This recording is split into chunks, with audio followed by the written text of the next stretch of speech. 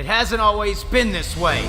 Circle track racing hasn't always been dying. And maybe one of the main reasons it has slowly been going away is because we allow this one example, this one form, this billion-dollar corporation with $400,000 sedans and $250,000 trucks and multi-million-dollar racing operations to represent us to the world.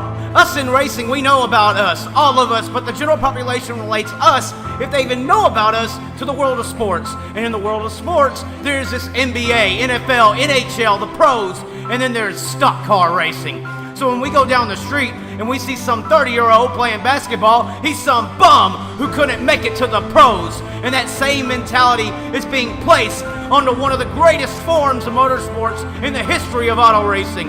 Because when they go down the street and see some 30-year-old get out of a sprint car on a dirt track, he's just some bum who couldn't make it to the pros. Yet they don't know that 30-year-old is better than those rich concrete queens that they see on their TV screen. And why? Because they don't know any better. They don't know that the stock car racing they see is something but a majority of rich kids. There is no high school or college in racing. Those guys on your TV screen had $1 to $2 million pushed into their racing career before the age of 18 years old. So when the general population goes to see a stock car race, which we in racing think sucks, and they in stock car land think sucks, because they've changed the season, the format, the racing, the whole damn thing. The general population sees that and they don't say stock car racing sucks, they say racing sucks.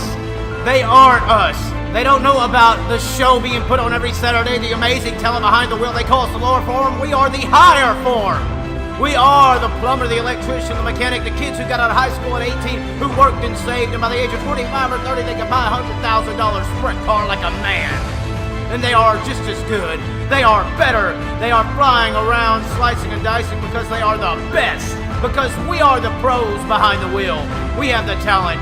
In the cars that actually put you on the edge of your seat, strapped to a 900 horsepower sprint car sideways at 140 miles per hour, 3 and 4 wide. Racing thrived when the population knew about us, like the 60s, 70s, and 80s. Racing worked when we all were respected by the world, when Speed World was around, when Al Unser, Tommy Kendall, Steve Kinzer, all forms had their own dream and place in society. I've been out and talked to those generations of the general population, the 40-year-olds and older, and they know about those guys and the dirt track until the 90s happened, and the stock car dream was created. Seems like some California kid came along and changed the world of motorsports. He had a battle with a real working man in a black car who made it the right way, but then there was a wreck in Turn 4 at Daytona, and the driver of the black car was never on the track again. And now we only celebrate guys just like that California kid, and they're out there racing preppy little rich kids like Russ, while other forms of racing are flourishing like never before. But what's done is done, so what do we do?